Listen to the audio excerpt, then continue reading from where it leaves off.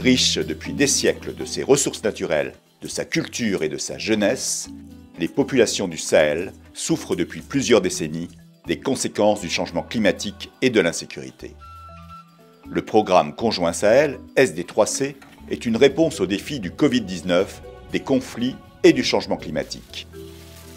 Le SD3C contribue à l'axe résilience et développement humain de la stratégie du G5 Sahel et au pilier résilience de l'UNIS, la stratégie intégrée des Nations Unies pour le Sahel. Le Sénégal s'est joint dans le cadre de ce programme SD3C aux 5 pays du G5 Sahel, le Burkina Faso, le Mali, la Mauritanie, le Niger et le Tchad.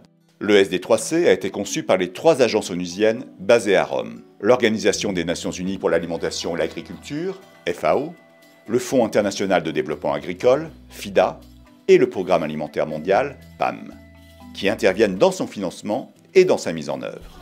C'est la toute première fois que les 3 agences romaines créent ensemble un programme régional.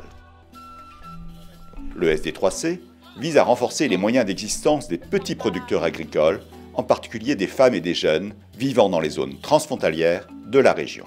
Le groupe cible est composé d'environ 125 000 ménages ruraux, soit près d'1 million de personnes, dont 50% de femmes et 40% de jeunes.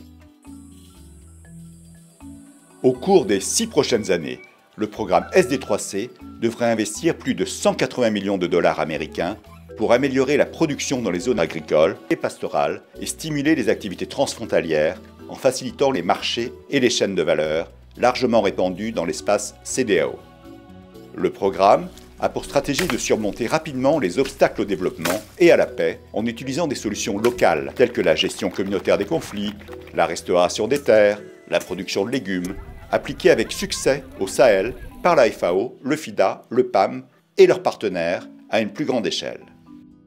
SD3C vise à réduire de 20% la pauvreté dans les zones du projet avec l'espoir de contribuer à un Sahel apaisé et prospère.